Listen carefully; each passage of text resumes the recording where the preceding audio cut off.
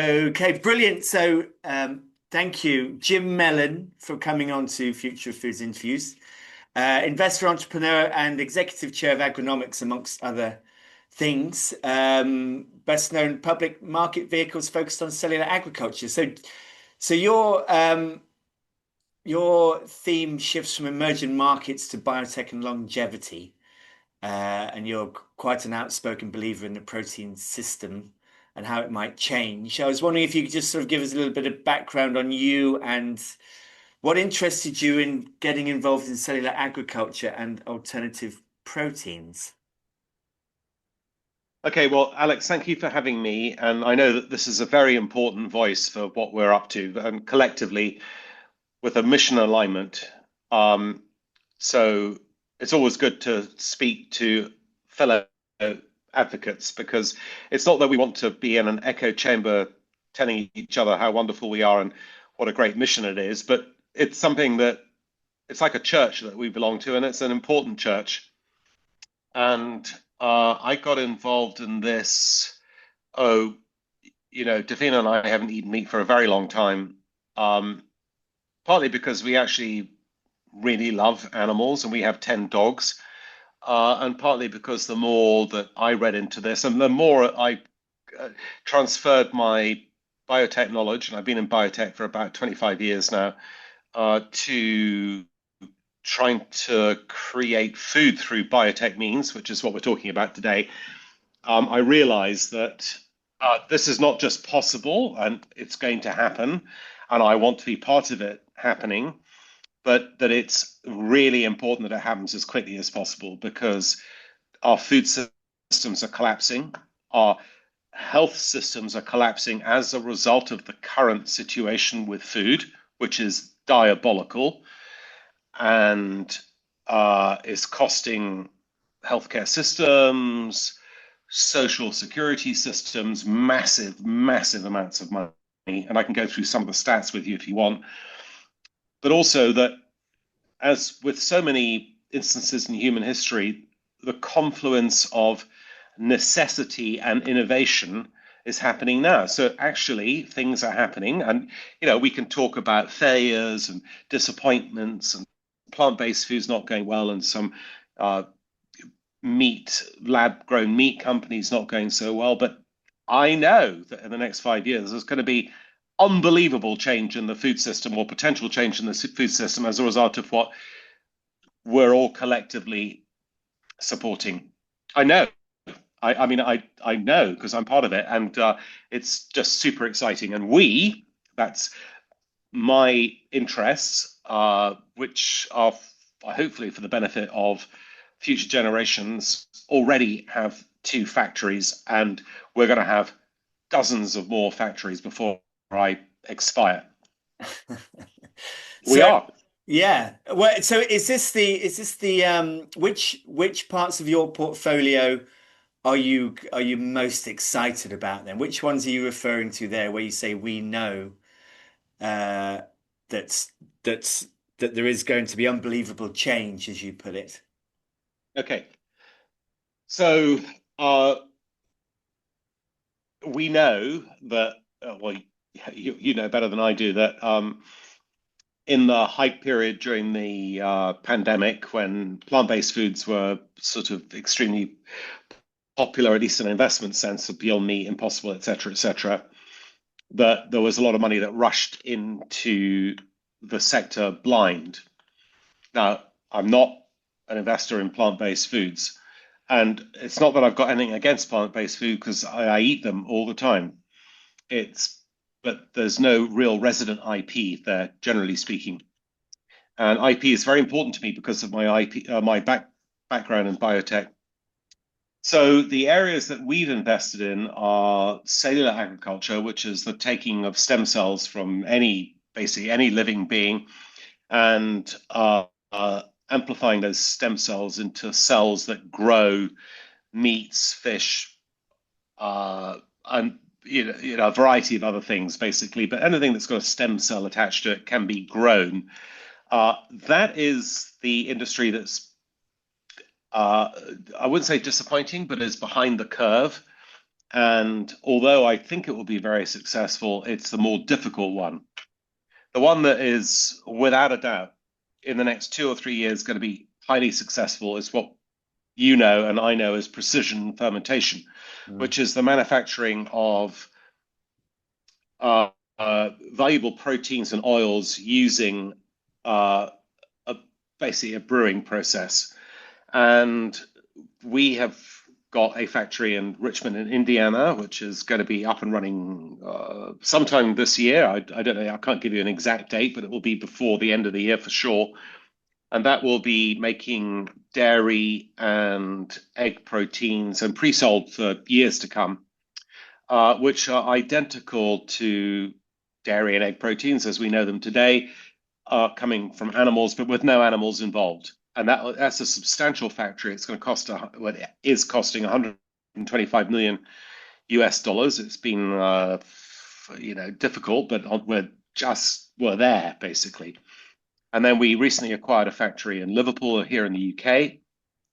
And this is such a great deal. I'm speechless with excitement about it because we acquired this massive factory, which has got the capacity to increase its production by 5 times from the current production. And that is making valuable oils. And by valuable oils, I'm talking about palm oil, we know to be highly destructive, with no palms involved, nor no trees being deforested, no orangutans being harmed, olive oil in the same way, and cocoa butter, which is the basis of things like Nutella, with no plants or trees that are absorbing a lot of nutrients and water being involved. All of which we have IP on for nearly 20 years ahead.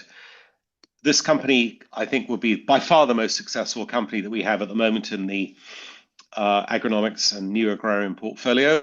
And I think that company will go public this year in the United Kingdom, and it will be a huge success because it is going to own. And I'm making this as a statement. I don't mind you recording this and saying it. This is going to own the palm oil market. It's going to own the olive oil market, and it's going to own the cocoa butter market and other oil markets in the world within 10 years. And I mean, own it. There will be none of the other, Interesting. And this is none of them will be able to compete with us. And we'll have factories everywhere doing this, including in the Middle East, where I'm going to tomorrow, as it happens. okay. And this is Clean Food Group. Is that right? Is It that is, yeah. So we're the biggest shareholder of Clean Food Group. I'm the chairman of Clean Food Group. We were the seed investors or the initial investors in that company. It's an exceptionally well-run company, great executives. They acquired a factory in Liverpool that can produce a vast amount of this stuff in the UK for a very small price. And as a result, they've got a head start on everyone, but they also have the intellectual property that means that no one else can copy what they're doing. And if you think about it, is there anyone who, if confronted with, let's say, palm oil, you know that palm oil is full of saturated fat. And if you say, I'm taking out the saturated fat, which is what they're doing, I'm going to make clean palm oil, and it's going to go into everything from cosmetics, soaps, to food. And I'm going to do it at an equivalent or lesser price to the current palm oil. And there's no deforestation. There's no miles of transport from Indonesia or Malaysia to here. And furthermore, there's no environmental impact. Who's not going to like that? Which supermarket in the UK or anywhere else in the US, Europe, you name it in the world, is going to say, I'm not taking that product? Because if they don't take the product, they're acting against the interests of the world and of humanity. okay? But clearly, it's going to put a few noses out of joint, right? If it monopolizes the whole market. Well, I don't care because no, seriously, Yeah. Well, sure. this is like the horse and cart being replaced by the car. There are going to be some people who are going to be displaced and some people, but do you know that like the amount of deforestation in Indonesia and in Brazil for soybeans, which is the same sort of thing, but that's another issue, um, is causing the greatest impact to our environment, our environment's destruction. And this will stop it. And it's going to stop it in its tracks. And it's a British company. And we all need to support it. So I hope your audience will like Yeah. write to their MP or subscribe to the when it goes public, which will not be us selling. It will be all new money to make it really happen around the world. Support this company because there is nothing better that we can do than support this type of company. And I'm so proud to be part of it, really. Yeah. Well, I saw the presentation that they gave at the Science Museum at the Yeah. end of, well, he was in a panel, wasn't he? And I did speak to him afterwards, and he did promise to come on a podcast at some point. So This is Chuck. That's his last name, Chuck. I'm trying to remember. Chris Chuck. He's the Chris, professor. Yeah, that's he's right. a he. What we have here with this company is a scientist who has developed this stuff who doesn't want to run the company, and that's a great thing because the science and the business normally should be separate. And the guy is just absolutely brilliant at explaining everything, being an advocate for it, but letting the business guys run the business. And so this is a happy coincidence. And, just looking at agronomics, this company itself is probably worth the whole of agronomics and more because it's just so exciting. Okay. I mean, are there? I guess there are fewer regulatory hurdles as well for this product. I would think so because what we like, and this has been the agronomics journey has been interesting to me because when it started, I was not as engaged in the management of this thing as maybe I should have been or I was. And but I now realize that the companies that are most successful are those that you take a real interest in and you help in terms of guiding, not just ones that you invest in and just hope for the best, basically. And the ones that do the very best are the ones in which you actually back the scientist entrepreneurs and get a bigger stake at an earlier stage and a lower valuation. And those by far are the most successful ones in the agronomics portfolio. So this is a model that, as we go forward, we're going to do much more of in-house stuff than investing in other people's ideas, basically. And this is a good example of that. And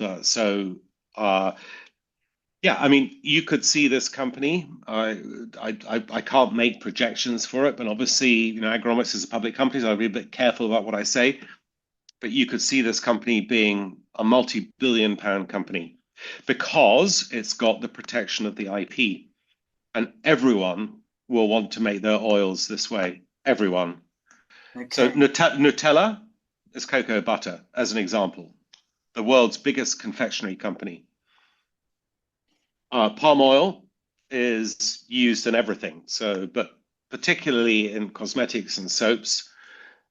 And then you've got olive oil, which is 90% produced in Spain, and the Spanish are up in arms because there's droughts in Spain all the time now for fairly obvious climate change reasons. And olive oil is an integral part of their economy, not economy, their diet. And so I there might be a few noses put out of joint. I imagine that holidays in Indonesia will be off the cards for us for a few years, but ultimately this is great. This is good news. And I've got a few more of those, which I can talk about as well, because although that's the one that's most immediate and it's producing now, there's much more good news to come. So you mentioned the factories in Indiana. That's Liberation. Labs, yeah, or Liberation Used Bio, to yeah. be Liberation Labs. Yes. Yeah. I Uh, mean, I don't like people changing the name. I thought Liberation Labs was a great name, but they wanted to change the name. But that's been changed, and so we have to live with it. But we own 52% of that company. yeah. That company will be producing. We have as partners in that Neom, which is the big Saudi Arabian sort of venture company backed by the government there. And I'm going to Saudi on Sunday, and I'll be talking about that and meeting with Neom there on that subject. Uh, the thing about that factory is that it's it's going to be a brilliant facility, but it's not funded by debt. And subsequent factories will be project funded and debt funded, which makes it much more attractive economically. And the model that they produced is one that we want to take around the world. And we particularly want to put it in the Middle East. So Neom is going to do something in Saudi Arabia. We hope to do one in the UAE. We hope to do one in Bahrain. And by the way, we're really, really close to doing significant deals in the Middle East because the importation of food there is 95% of their food consumption. All right. So why would you not want to have your own factory in situ? The alternative for them is to face food insecurity, as with the initial stages of the Ukraine war, huge price volatility in things like chocolate, cocoa, I mean, basically everything, all the food, and they can have factories there, and they can, because of their energy efficiency, in other words, they've got lots of energy at low prices. They can, and the fact that they're innovative, they've got governments that are very forward-looking, and they also have lots of money, which is a requirement of this whole thing. We know that Agronomics and New Agrarian, which are the two sister companies, are by far the leaders in the Middle Eastern region in this area. And so over the next 5 years, you're going to see really, really big stuff. And I've been going for 10 years now talking about this to the Middle Eastern investors and the governments, and we have tremendous backing there. And the only other company that was sort of anywhere close to us in terms of potential there was Believer Meats, which has gone bankrupt, sadly. So we're there. We're going to win this war, and this is going to be a significant and big industry as a result. Yeah, Believer Meats was one of your portfolio companies. No, absolutely not. Wasn't right. Okay. Never had a penny in it. No. Okay. All right. Well, that's lucky. But there It's have it's not it's not lucky. no. We didn't invest in Upside. We didn't invest in Just. We didn't invest in, a lot of the companies that were the big hyped stocks at the time. We did not invest in any of the plant-based companies. So it's not luck. It's No. about our real desire. And it's not perfect, okay? I'm not saying that we got everything absolutely right, but it's about my Scottish frugality. I do not like investing, generally speaking, in American companies because they overspend. They all think they're California biotech companies, and this has got unlimited funds attached to it. And I do not like investing in companies where the valuation is so high that the hurdle to making a return is very high. So no, Believer Me, I met the guy. He's a nice guy.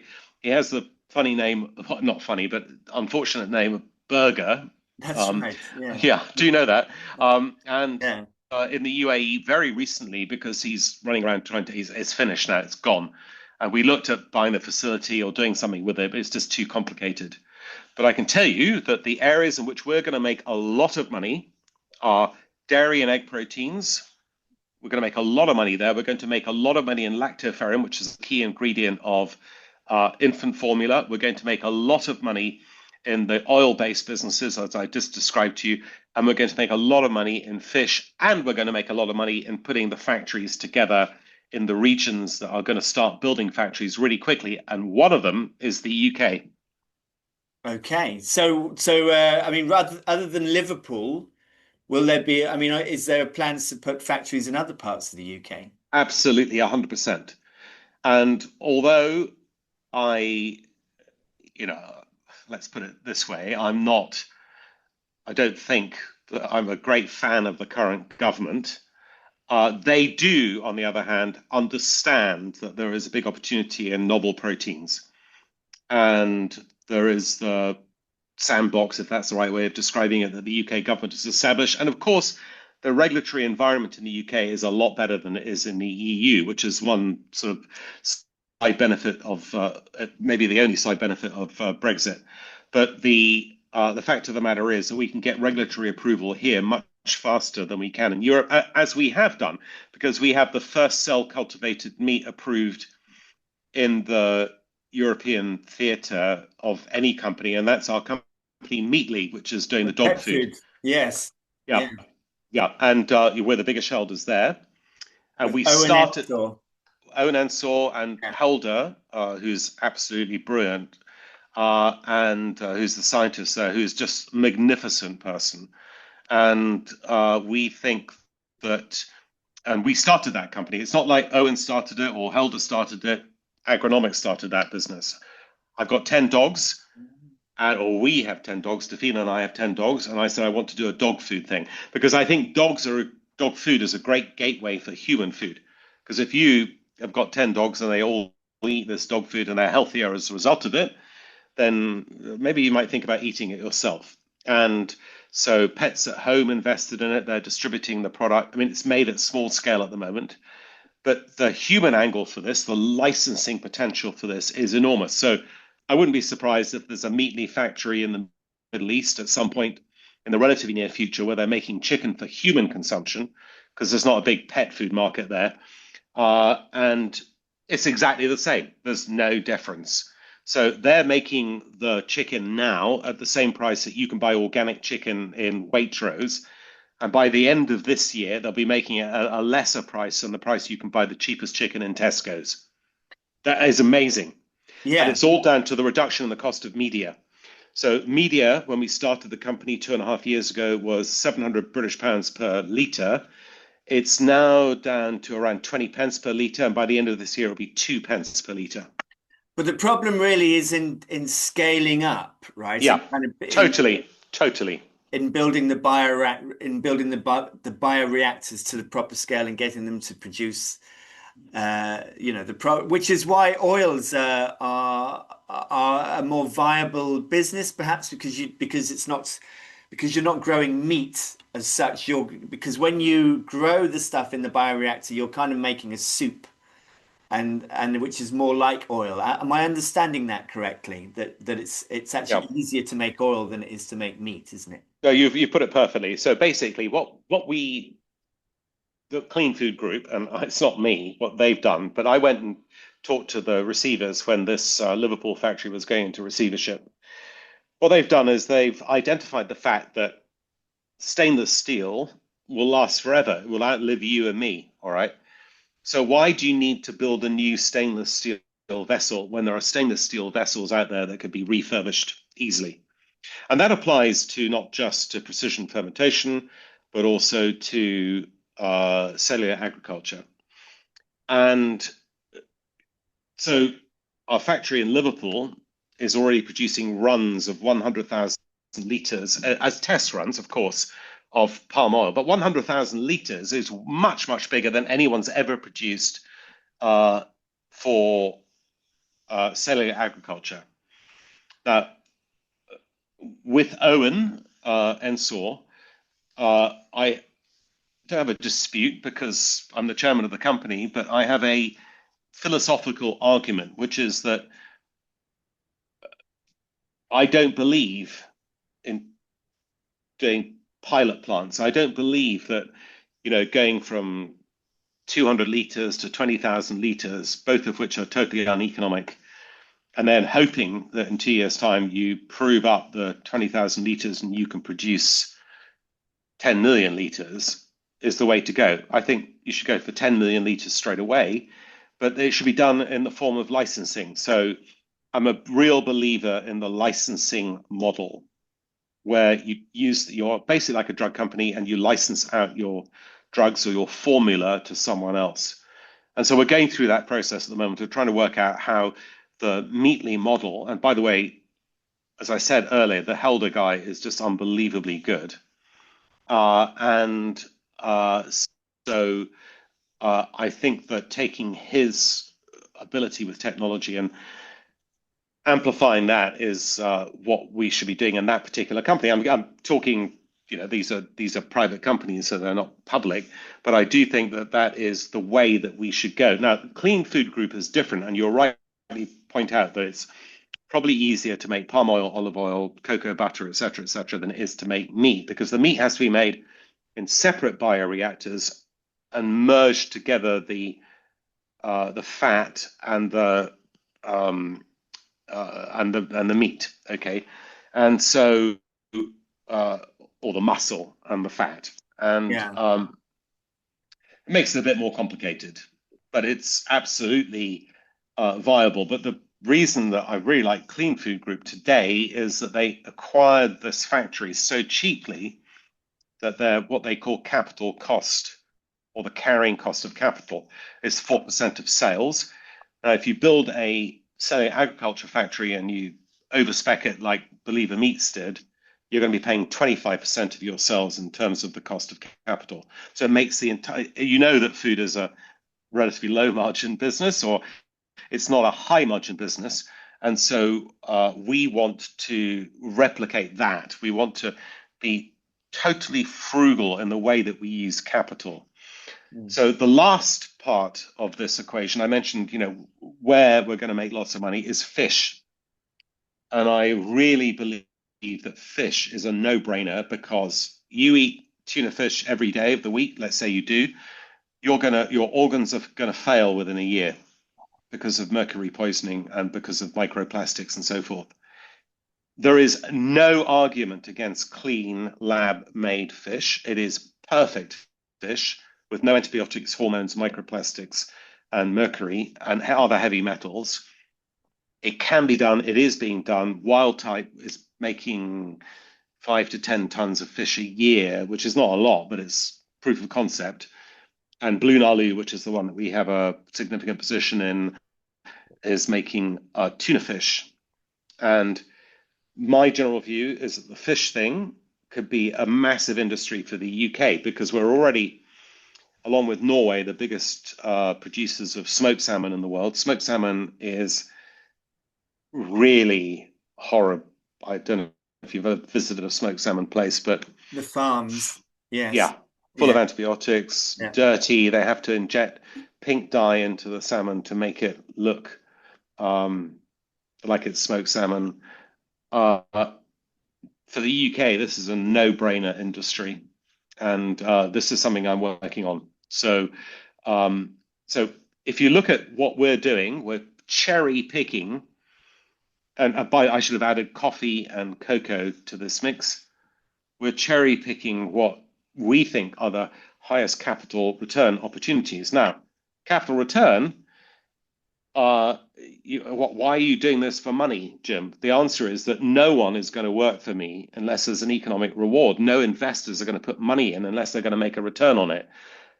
There are very few people who are going to invest in this industry on the basis that they want to reduce cruelty to animals.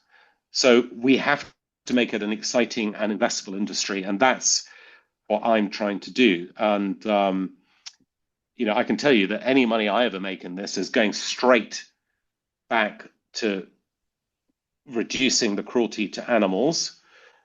But that if we don't run it as a business, it's not going to succeed.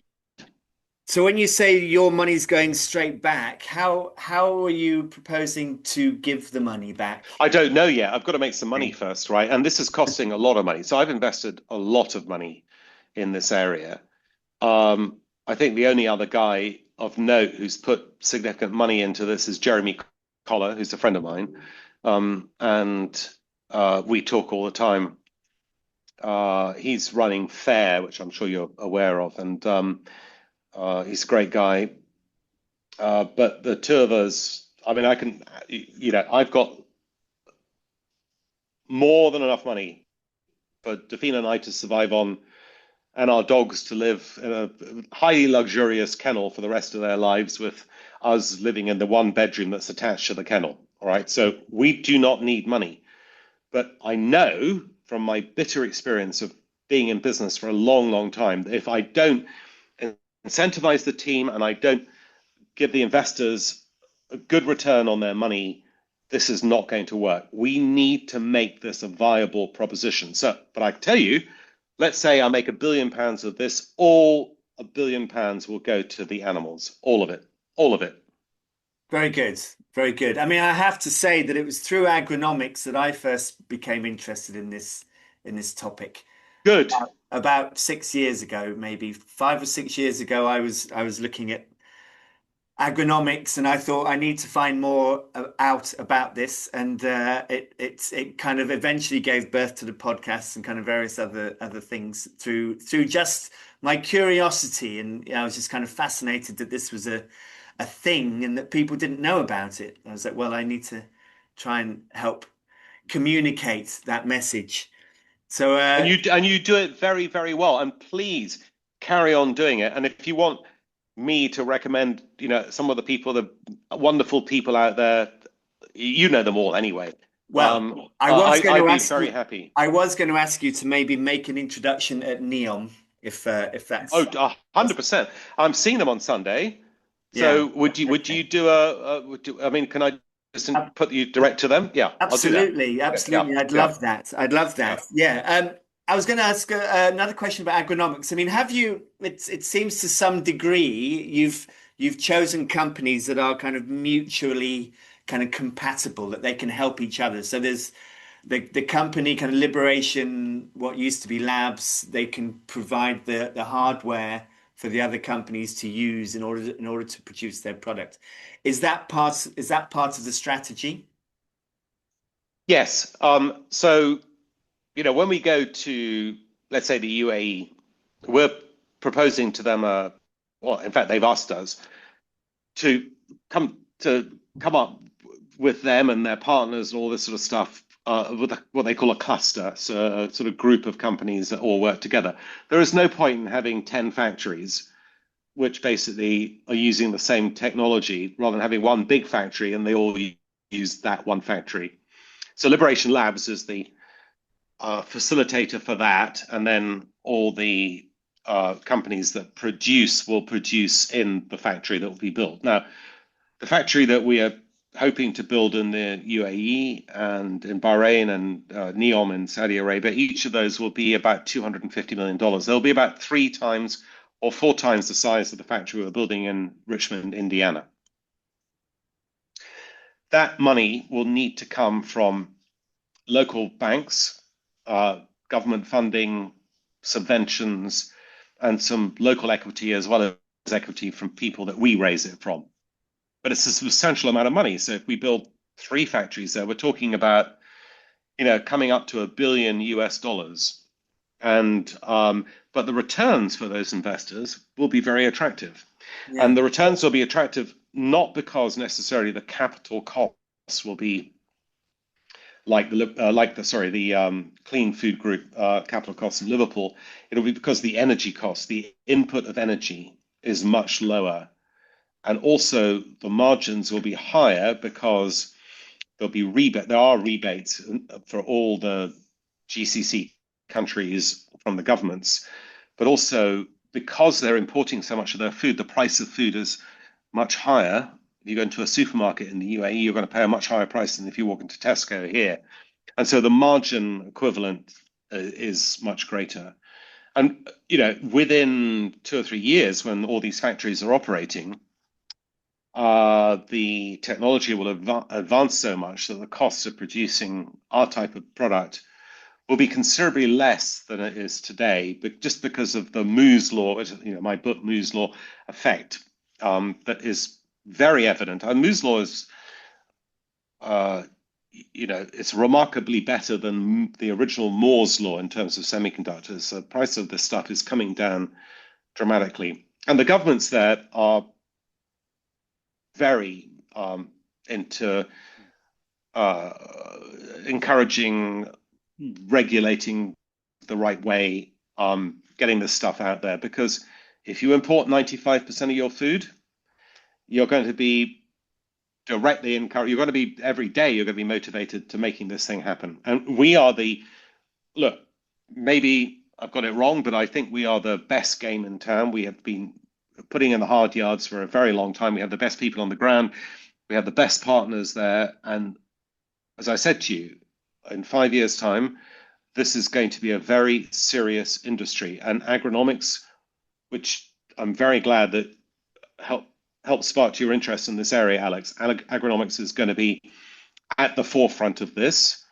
And as I said, all of my profits, if there are any profits, will go straight back to our principal mission, which is the reduction of cruelty to animals and the reduction of intensive farming in this world. Which intensive farming is a very cruel and unfortunate feature of modern society.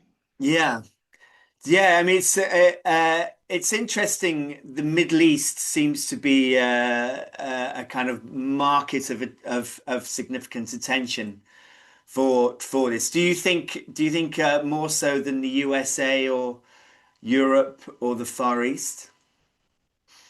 Uh, Look, ultimately, their population determines everything. So the Middle East population is not nearly as big as Far Eastern US or European populations. Europe is really a difficult place for us, and it's because there are so many vested interests. You know, the farmers in France and Italy, notably, are real resistant to especially meat production. In the US, you've got the cattlemen's associations are very resistant to the beef, which is one of the reasons why it's taken so long in the United States.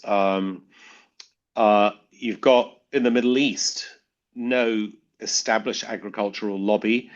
You've got lots of money, and you've got governments that are, I mean, pretty visionary. In the UK, I think we've got a pretty good situation. There is more than enough for us to be getting on with for the next 10 years without having to deal with the Italians or the French or going to Texas and trying to make beef in Texas. Yeah.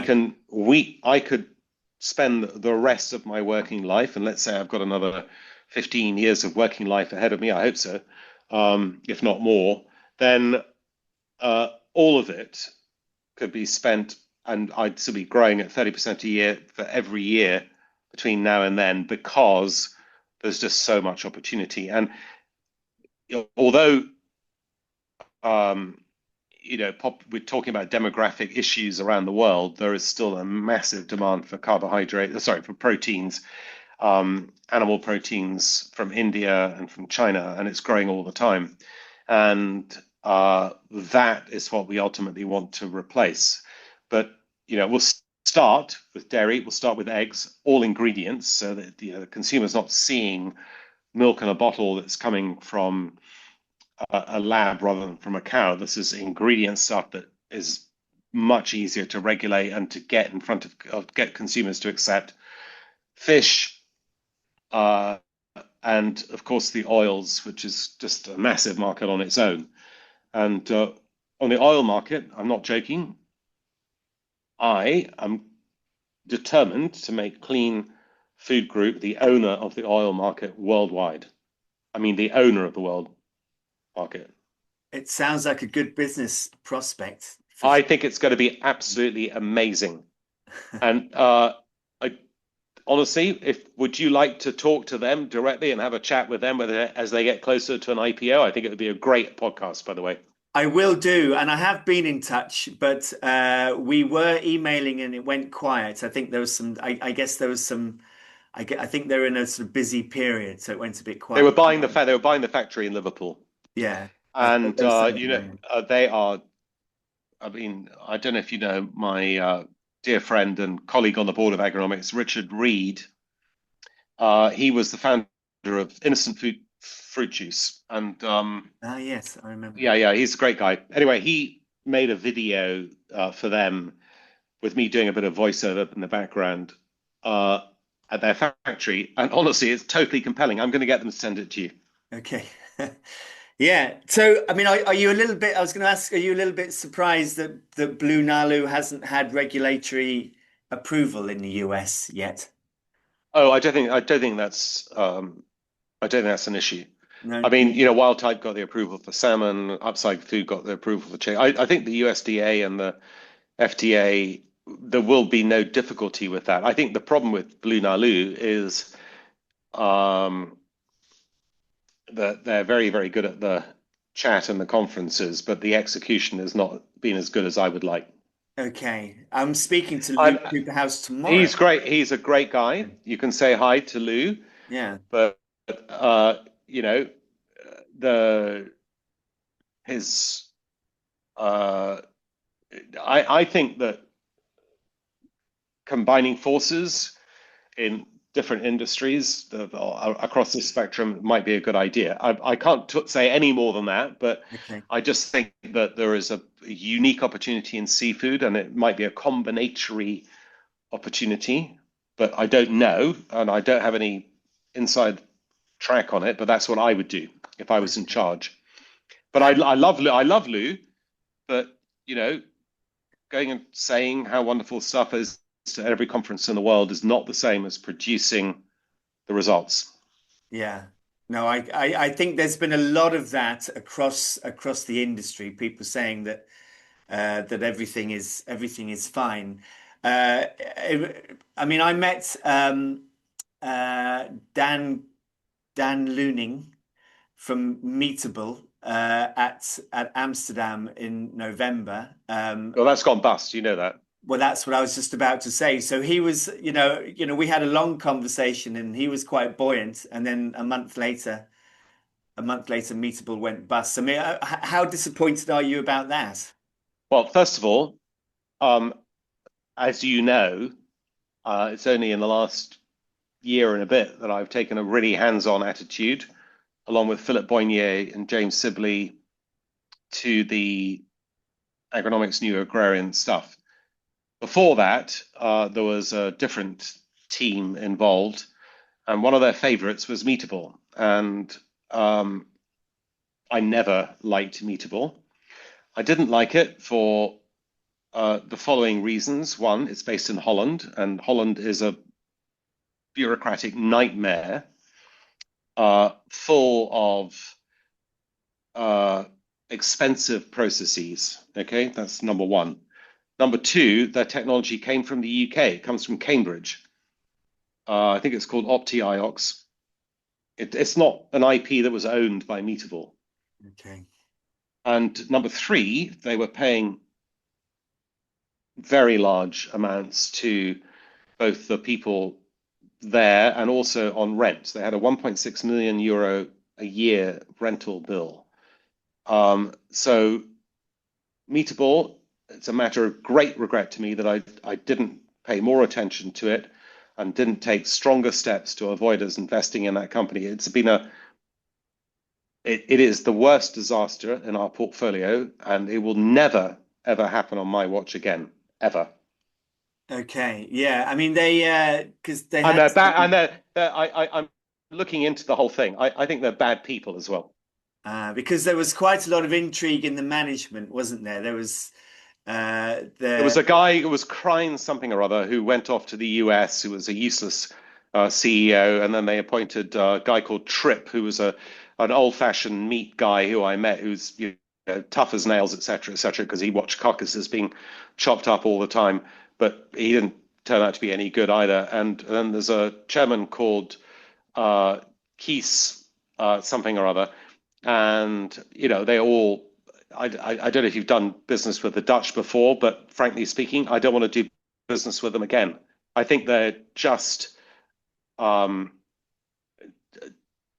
I don't know. It's just, I know where I'm going to invest from now on, and hopefully less in the United States because they spend money like it's in California and it's partying like 1999 because these guys are living in this venture capital world where everyone gets high salaries and they get a big interest in the company. And I'm not going to invest in Holland, and generally speaking, not in Europe. Maybe with the exception of Finland, because there they do have a very strong food science culture, and we do have a big interest in Onigo, which is the egg company, and I like that company. But when companies say I'm going to open a facility in the US or I'm going to do this or that in the US, it sends shudders down my spine because everything in America is 5 times more expensive than it is here in the UK, and the technology is no better than it is here in the UK. So Preferentially, I prefer to invest here in the UK. Some stuff in the Far East looks interesting, but they have, China you'd think would be quite big in this area, but it's not. And Mm. Singapore has always been the test market for companies like Shiok Meats and Solar Foods and some of that. But it's a tiny market and it's really not an important market. So the Middle East, the UK, some angles in the US, and that's it. That's enough for us to get on with forever. And will there be factories in places like Africa? I hope so, because one of the things you know, I'm trying to be as avid a reader as possible about all the stuff that's going on in this world, and it's very hard to keep up. And I know, Alex, you probably have the same issue as I do. But one of the important things in Africa is it's the only area in which populations are growing rapidly, and they're growing rapidly, and a lot of those people are moving to cities which are getting bigger and bigger and bigger, like Lagos or Nairobi or whatever.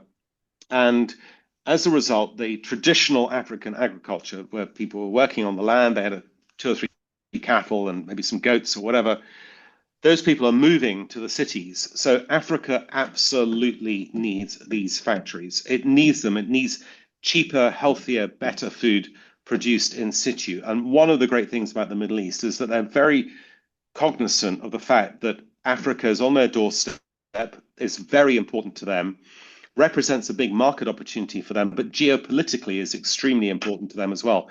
And I honestly believe that our Middle Eastern partners will be building factories in Africa over the next 10 years to provide cheaper, sustainable, healthier, non-antibiotic laden, non-hormone laden food for the growing African population. Mm. Yeah, absolutely. I mean, it does seem like the new burgeoning kind of population market in Africa, like and India, obviously, and China.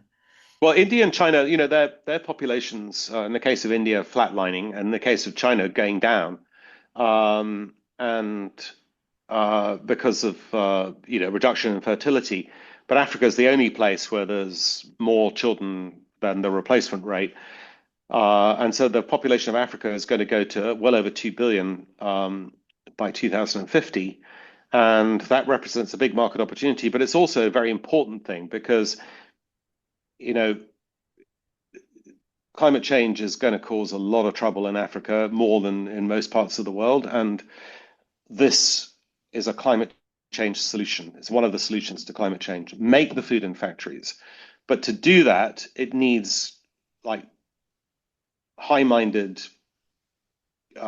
institutions coming out of the Middle East to help build those factories because they don't have the money to do it themselves.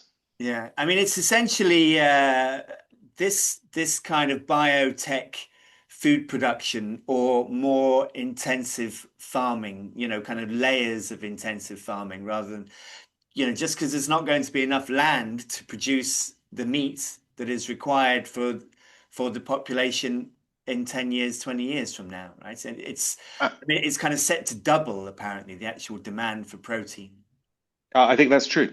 Mm. And so we need to do something about this. And, I wish I was 35 years old and doing this because, it takes a lot of energy to marshal all the resources, to do all the advocacy and all the stuff that I'm doing at the moment. But it needs to be done. Someone has to do it. Like you are doing it.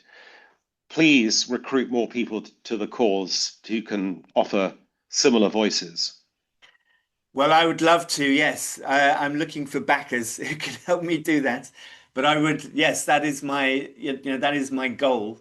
So you've told me which are your favorite companies and which ones you might regret at Agronomics. Agronomics valuation has been a little up and down over the last sort of Yeah. 5 years. It's kind of at a low now. But you think through Clean Food Group that might take a turn over the next year or two, do you? Well, listen, I've never sold a single share, and I will always, if I can, buy shares. But obviously, I'm in possession of knowledge about what's going on in the portfolio, so I'm constrained by stock exchange rules. But what I will say is that we've come up with this idea, which no one I think has picked up on, that when we make investments in companies, we, because Agronomics doesn't have that much cash left, we will use our shares to pay for some of those investments. And that means that those companies will be sellers of shares. So there's going to be pressure on the Agronomics share price. Although, as we get better news, which we will or are getting, there'll be, as cycles will go up. But what I will say is that we started, the NAV was 5 pence per share.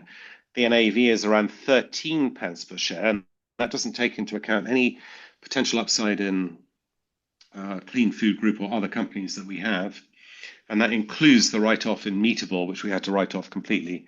So we've done pretty well for a venture capital portfolio in a very difficult industry since it started. And despite some schoolboy errors made by previous management, I think that we've got a very good situation at the moment. So personally, I don't care, but I know that shareholders care. But if I had to guess, I would say that in the next 10 years, the returns on Agronomics will be excellent. Okay. And when you say previous managers, do you mean Anthony Chow? Yeah, I do. Yeah. Because he did come on the podcast last year. Yeah. Well, I mean, but the less said about him, the better. So we won't go into it. Okay, fair enough. So,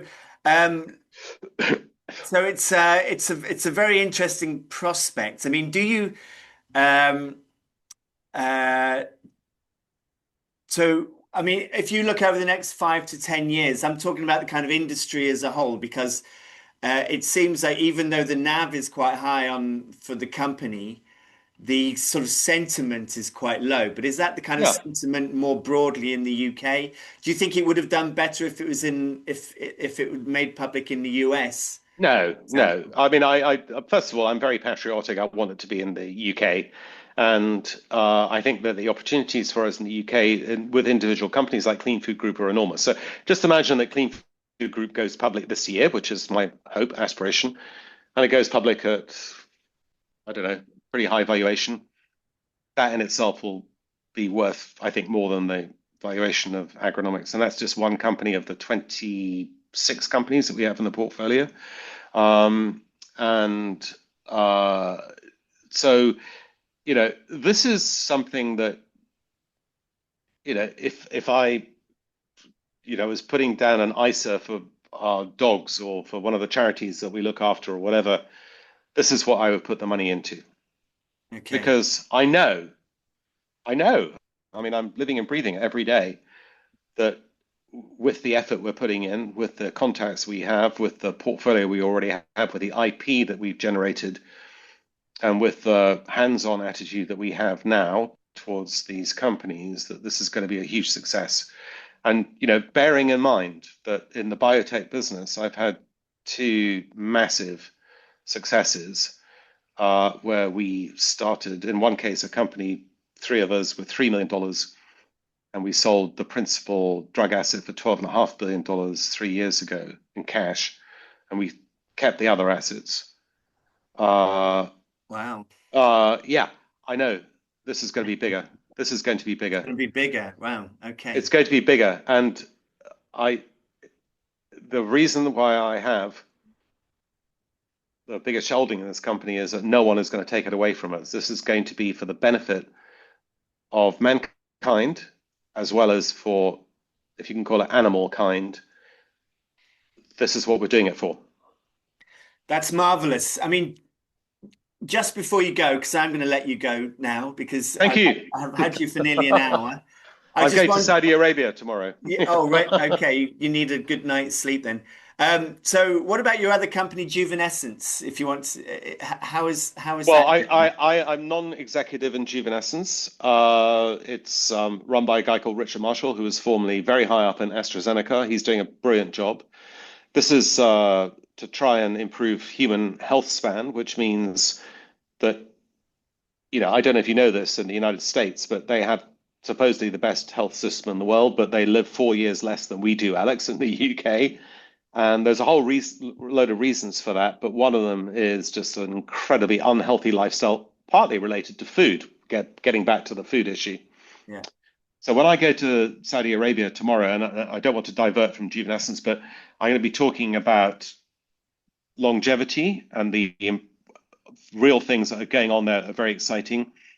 The food system and robotics, all of which are linked. Okay, and the in terms of Juvenescence, it's a private company. It's raised about 400 million US dollars. I'm the second biggest shareholder in the company, and but I don't run it. But they've got some drugs that are really exciting that have near-term application in specific things, like for instance, in fibrosis, which is a terrible and intractable problem, but probably will have applications in uh, either or maybe both increasing health span, so the years of healthy living towards the end of life, and ultimately in lifespan. Uh, that's a drug called a PI1 inhibitor that's in human trials at the moment. We have another drug that is the regeneration of the liver in situ in your body. That's already dosed in a phase 2 trial in human beings. That could represent a wonderful opportunity to like classic cars. You replace the parts, but the body goes on. And that's a really exciting company. We have a company here in London called Relation, which has done amazing deals with AstraZeneca, Novartis, GSK, et cetera, et cetera.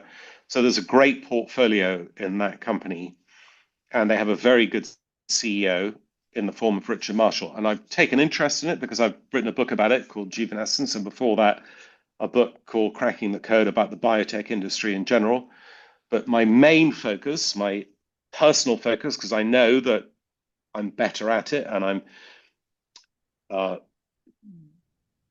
more attuned to it, is the food system. And so that's what I'm going to devote my time to. Okay. Now, I also happen to be an investor in quantum computing, an investor in psychedelic drugs, an investor in property, an investor in this and that, all of which pay the regular bills. But if I had to choose one thing on my deathbed that I actually made an impact on, it is food. And That's I'm interesting that you've invested in psychedelic drugs. Is this a passion of yours? no, not at all. But I invested in a company called Beckley Psychtech, run by a friend of mine, and it's a British company. It was acquired by a US listed company called Atai, and it's got a phase 3 drug, which is for treatment-resistant depression. I've never taken drugs in my life, and that's despite the fact that we live half the time in Ibiza in Spain. But this is serious medicine, all right? So this is FDA stuff. They're the most advanced of all the psychedelic drug companies in the world, and there are legitimate and great reasons. And I think we've made 20, 30 times our money on that investment. And is On this quant, psilocybin? it's a psilocybin derivative, yeah. Yeah. But we also, of course, were the first investors outside of the management team in Quantinium, which is the UK's by far the biggest success story in tech. That company's it's been announced it's going public. JP Morgan and Citibank are going to take it public. That'll be a monster IPO, and that's maybe 50 to 100 billion US dollars IPO. And that it's run by a friend of mine. I mean, I invest in friends. But when I want to claim something for myself, it's going to be food. Wonderful. So I hope you have a wonderful flight, a good flight tomorrow to Dubai. Who are you meeting there? What's the event? Oh, I'm not. I'm going to Dubai because I've got a place there, but I'm going on to Saudi Arabia, and Ah, the event is called MASIC, MASIC, and the Neon people will be there among many others, and I will be introducing them to you, Alex. Do brilliant. I have your email address? I suppose I must do, or someone's got your email I address. know, I know your PR. I've been talking to your PR. Okay, yeah, don't worry. I'll connect us, and I'll connect you to Neom. I think you'll find them very interesting. And these people are they're very, very, very good at the due diligence, the intricacies, the understanding of the science, um, and I think the vision that they have is tremendous. So the combination of all the GCC countries is of great importance to us in our shared mission of Yeah. making this happen. You know, future of food is you, me, a few other people, and let's make it happen.